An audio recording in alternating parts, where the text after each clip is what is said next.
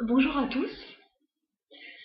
Donc, le sujet de cette présentation, c'est la beauté, la santé, la longue vie, la force physique, morale et spirituelle.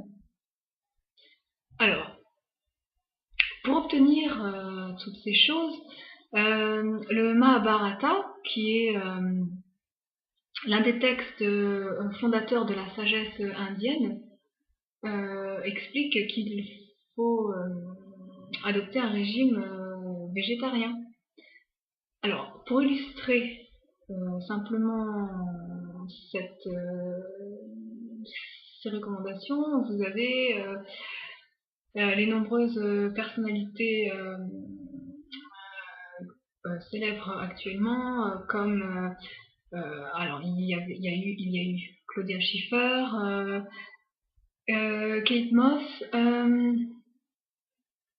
Emily Deschanel de la série Bones, vous avez Nathalie Portman dans Star Wars. Qu'est-ce que vous avez d'autre? C'est Avril Lavigne, Tina Turner, Demi Moore, Brad Pitt, Jude Law, Victoria Beckham. Alors non, le point commun de toutes ces personnes, ce n'est pas le Botox, c'est le régime végétarien. Je tenais à le préciser. Donc lié à toute cette problématique, je voulais vous poser une question défi. Comment vous, en tant que citoyen du monde et individuellement, comment pouvez-vous contribuer à éradiquer la famine actuelle qui frappe plus de 870 millions de personnes dans le monde, et également prévenir les guerres qui peuvent être provoquées pour l'obtention des ressources naturelles des pays. Donc, grande question. La réponse, c'est d'être végétarien, bien sûr. Par exemple, avec l'argent économisé, à ne pas manger de viande. Et si on employait cet argent et qu'on l'envoyait pour les personnes qui souffrent de la faim, ça contribuerait à éradiquer la faim, étant donné que les gouvernements, c'est pas, ce serait une solution à l'échelle individuelle en fait. Alors la réponse d'adopter un régime végétarien, c'est une solution qui est portée par la sagesse de l'Inde, qui est millénaire. 500 millions, plus de 500 millions de personnes sont végétariennes là-bas depuis des générations.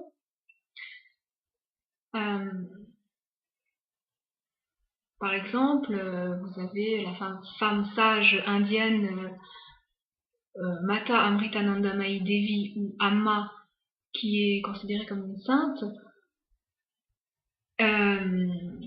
qui prône donc le végétarisme également. Alors,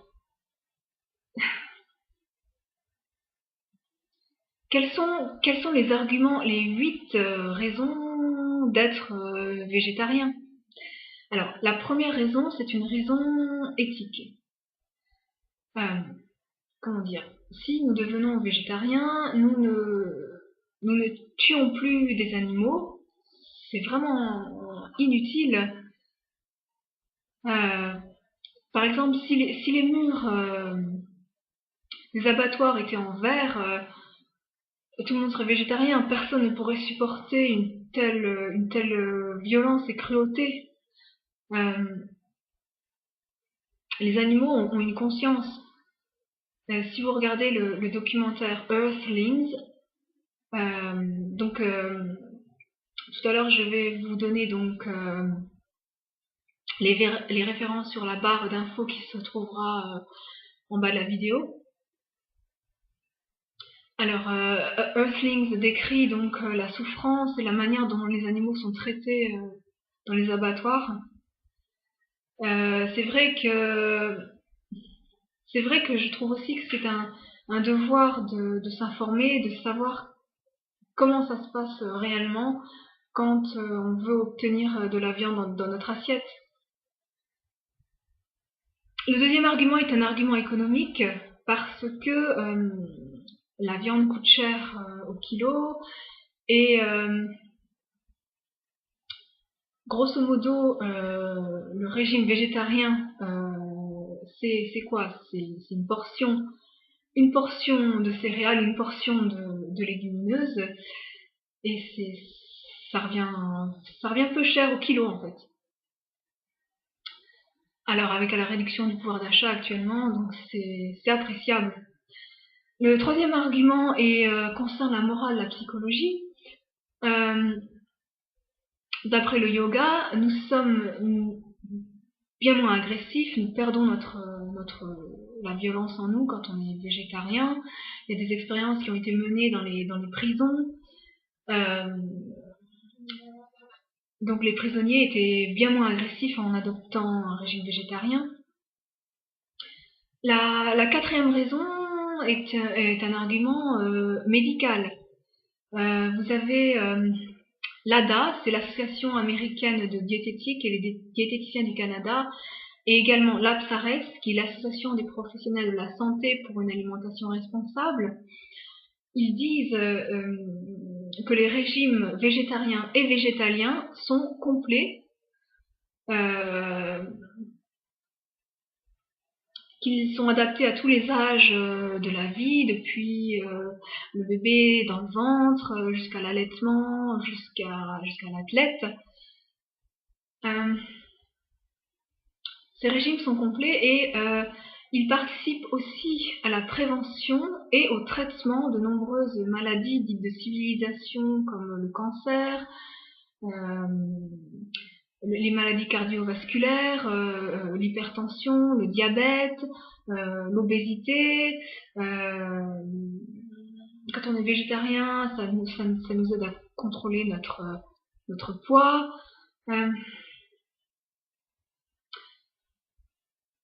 Alors, si vous faites des recherches sur n'importe quelle maladie, vous allez sur PubMed, vous allez sur le site de l'INSERM, vous trouverez des articles qui très probablement ils seront en anglais, donc d'où l'importance également d'améliorer son anglais.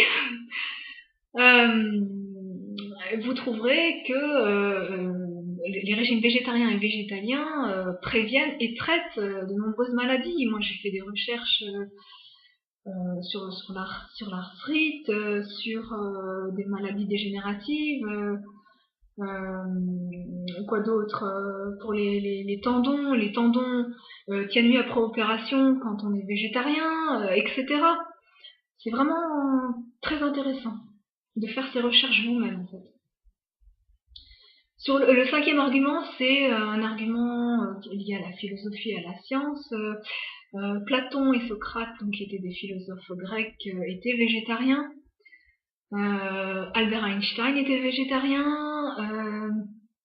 Hubert Reeves, qui est un astrophysicien, il explique que si tout le monde adoptait un régime comme dans les pays occidentaux où on mange de la viande, on ne pourrait nourrir que 1/3 de la planète.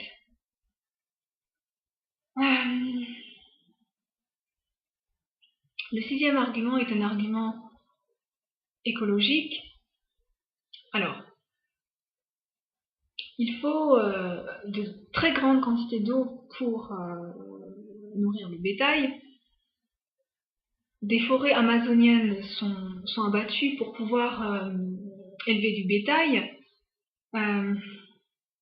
L'industrie de la viande génère plus d'effets de serre que les transports. Enfin, si vous voulez avoir plus d'informations sur ce sujet et sur le thème en général, vous pouvez aller sur www.vegplanet.com avec 400 raisons pour être végétarien et vous en saurez bien plus. La 7e raison est une raison politique, évidemment, on en a déjà parlé. Si tout le monde adoptait un régime végétarien, étant donné qu'il faut 15 kg de céréales pour faire 1 kg de viande, et que nous serons bientôt 9 milliards, comment dire, donc ça j'en ai peut-être déjà parlé, mais comment dire, si nous sommes en plus à 4 jours de stock alimentaire, et que à cause des problèmes climatiques, la famine peut s'étendre davantage, en fait, et donc créer des conflits, des guerres qui seraient provoquées pour l'obtention des ressources naturelles des pays, en fait. C'est l'Apsarès qui le dit également. Il n'y a pas que... C'était dans Srimad Bhagavatam, c'est le texte sacré qui suit le Bhagavad Gita, qui est le texte fondateur de la sagesse indienne. Donc c'est marqué dans ce texte-là qui est très ancien. Mais l'Apsarès, donc l'association des professionnels de la santé pour une alimentation responsable, le dit également. La 8e raison est une raison liée à la spiritualité, à la religion, on va dire spiritualité. Bhaktiananda Goswami, qui est un historien des religions anciennement, il est moine chrétien, bouddhiste, hindou aux racines juives, donc il est œcuménique en fait, c'est-à-dire il respecte toutes les religions. Alors il dit il nous renvoie à un article qui dit qui explique que quand on est végétarien, on est un meilleur réceptacle à la grâce, et la grâce, c'est l'aide divine qui nous mène au salut.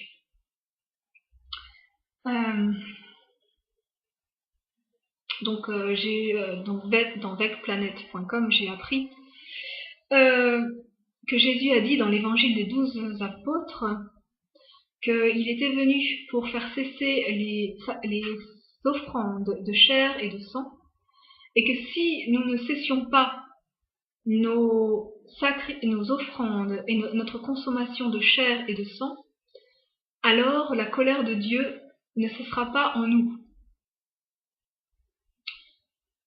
Alors, le Bouddha, les bouddhistes, donc le bouddhisme n'est pas forcément considéré comme une religion pour ceux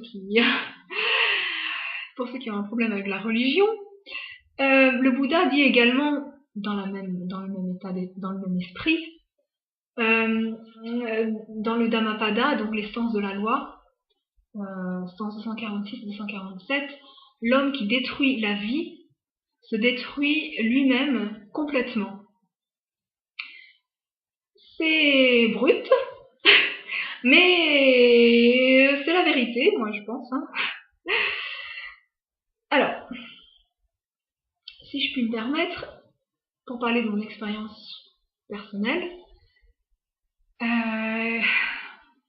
également pour appuyer le propos de, par exemple Mike Tyson, qui lui a dit qu'il était au bord de la mort et que le régime végétarien l'a sauvé. Il avait de l'arthrite, etc.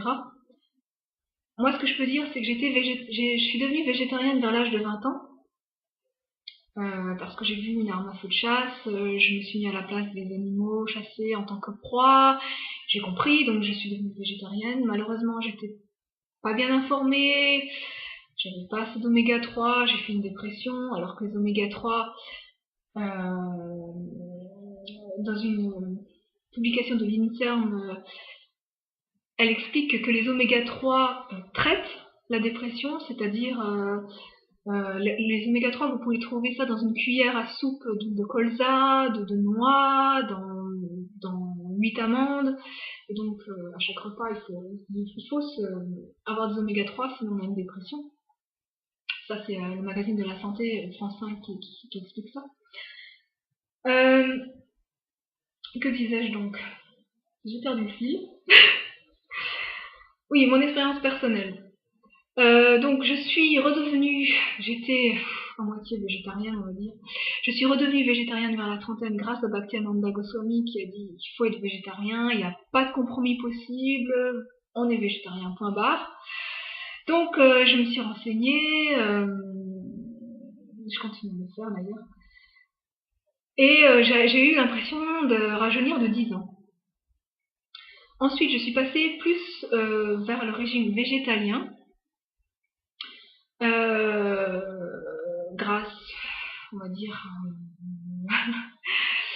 grâce à la spiritualité, enfin bref, l'AVF, l'Association végétarienne de France, a expliqué que les veaux étaient abattus à la naissance, que les poussins, la moitié des poussins naissaient mâles et donc ils passaient au broyeur. Parce qu'ils n'étaient pas poules pondeuses, donc j'ai assez rapidement j'ai compris qu'il fallait que je passe vers une grande tendance végétalienne dans mon régime. Et pareil, j'ai eu ce sentiment de rajeunir de 10 ans, donc c'est vraiment pour moi une fontaine de jouvence, le régime végétalien, donc voilà. Alors, en parlant donc des personnalités célèbres végétariennes, dans le domaine de la philosophie, je vous en ai déjà parlé. Dans le domaine de la spiritualité, vous avez donc le Bouddha, Jésus.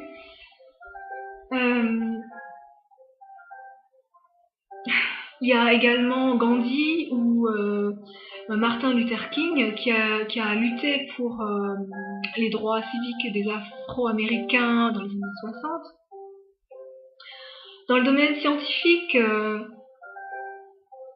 vous avez Isaac Newton, Thomas Edison, Nikola Tesla, Léonard de Vinci, Albert Einstein évidemment. Pour les écrivains, vous avez Georges Bernard Shaw, Tolstoï.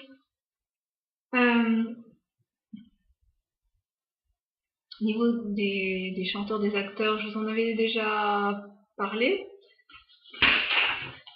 Vous avez le chaman Laurent Hugli, qui est également végétalien. Alors,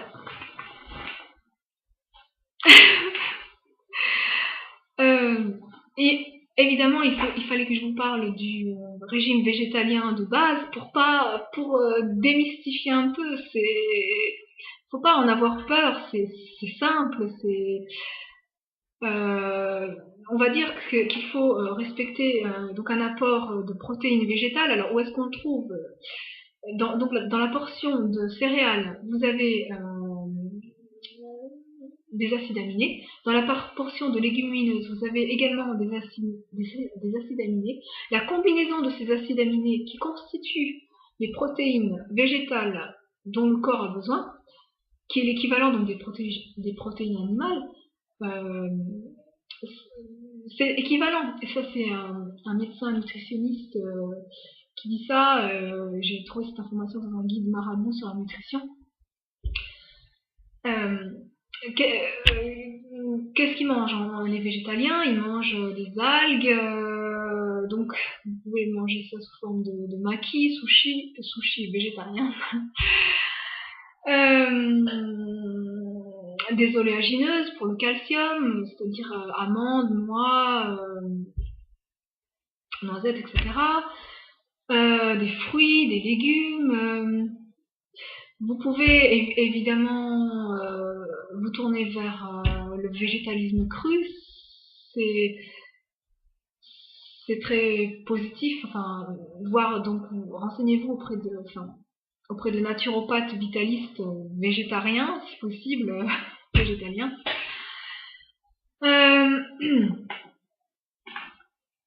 Voilà. Donc pour plus d'informations, il faut évidemment se rapprocher des associations végétariennes comme l'AVF. Il y a aussi la chaîne vegan Fitness Bien-être. Enfin, allez voir sur la barre d'infos plus bas. Je vous donnerai également je vous renverrai au rapport Campbell, qui est l'étude internationale la plus étendue sur la nutrition, effectuée par un professeur, c'est monsieur T. Colin Campbell, et donc une étude sur le rapport entre les effets à long terme le rapport entre la santé et la nutrition.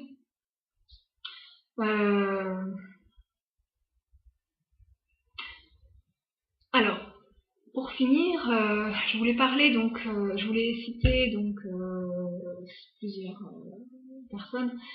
James Cameron, par exemple, qui est le réalisateur d'Avatar, le film. Il a également fait Terminator, Titanic, etc. Il dit que c'est comme s'il se réveillait d'un long rêve et que si nous n'adoptons pas le régime végétalien, nous allons tomber d'une falaise. Bill Gates également travaille à pouvoir nourrir la planète sans épuiser toutes les ressources de la Terre. Il travaille sur la production de fausses viandes. Vous avez les cofondateurs de Twitter qui investissent aussi dans un avenir sans viande. Le fils du révérend Martin Luther King, Dexter Scott King, lui a dit que le régime végétarien l'a doté d'un niveau de conscience et de spiritualité plus élevé. Donc là, l'APSARES, donc l'association des professionnels de la santé pour une alimentation responsable, disent que l'application de ces recommandations, c'est un enjeu majeur pour la santé publique en France, notamment pour la prévention et le traitement des maladies citées auparavant. Einstein, lui, a dit que rien ne sera plus bénéfique pour la santé humaine et pour augmenter les chances de survie sur Terre que l'adoption vers un régime végétarien. Gandhi, lui, a dit